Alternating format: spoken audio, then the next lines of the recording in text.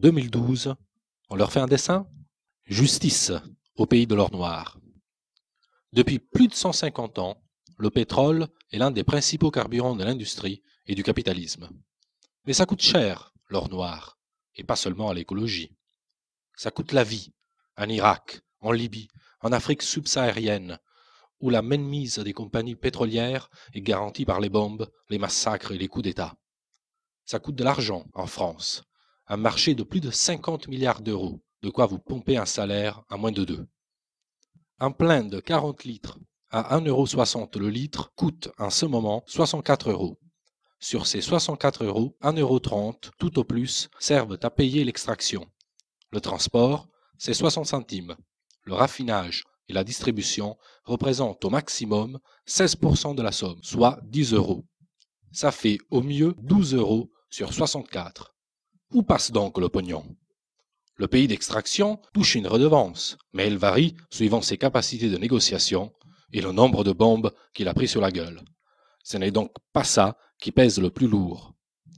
Le gros de la pompe Afrique revient à l'État français, qui prend environ 38 €, soit 60% du plein d'essence. Or, la ponction de l'État et les coûts du pétrole sont restés quasi stables en pourcentage depuis le début de la nouvelle flambée. Ce sont donc bien les marchands qui font augmenter les prix. Comment font-ils?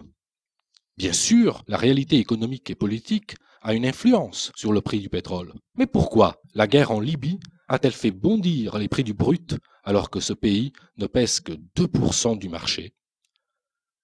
Comme le dit le PDG de Total, Christophe Demargerie, qui veut peut-être la carte du Parti communiste français, les marchés utilisent ces crises pour justifier leurs opérations spéculatives.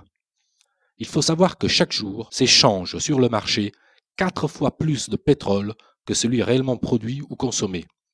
Les marchands, en somme, vendent un pétrole qu'ils n'ont pas à des gens qui ne l'achètent pas.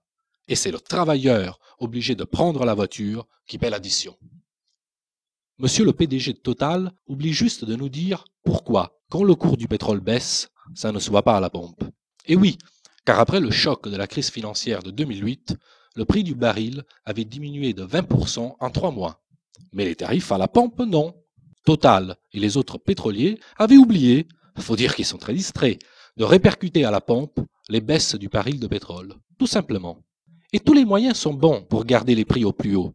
En mer, à côté des pédalos, on trouve tout un tas de tankers qui se baladent pendant des semaines en attendant l'augmentation des cours pour livrer leur pétrole au moment le plus propice. Sinon, il y a aussi le coût classique qui consiste à réduire la capacité de raffinage au moment des départs en vacances. On en fait le moins quand il en faut le plus. Logique. Et ça marche du tonnerre.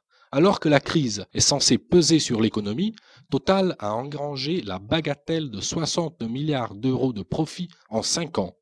En pleine crise pétrolière de 2008, près de 14 milliards. Bingo! Les actionnaires attendent la prochaine récession en se frottant les mains. Avec la flambée de l'immobilier, les ménages les plus modestes, les travailleurs, sont contraints de s'installer à la périphérie des grandes villes. Résultat, faute de transport en commun, ils paient de plus en plus cher l'essence pour se rendre au travail, accéder au commerce et aux loisirs. Aujourd'hui, un ménage habitant en zone périurbaine consacre en moyenne près de 1 500 € par an à ses dépenses en carburant. Et dans ces 1 500 €, 60% de taxes. Plutôt que de taxer les profits ou la spéculation, ce sont les ménages que l'État met à l'amende. Explication. L'État perçoit annuellement environ 35 milliards d'euros de recettes via la TVA et la taxe sur les produits pétroliers. Donc, plus l'essence augmente, plus l'État encaisse. Et comme en même temps, l'UMP garantit les niches fiscales, maintient le bouclier fiscal jusqu'en 2012, allège l'ISF, avec les taxes sur les carburants, ce sont les cadeaux fiscaux aux plus riches qui sont financés et pas les services publics. En gros, vous payez la défiscalisation des plus riches. C'est pas beau ça?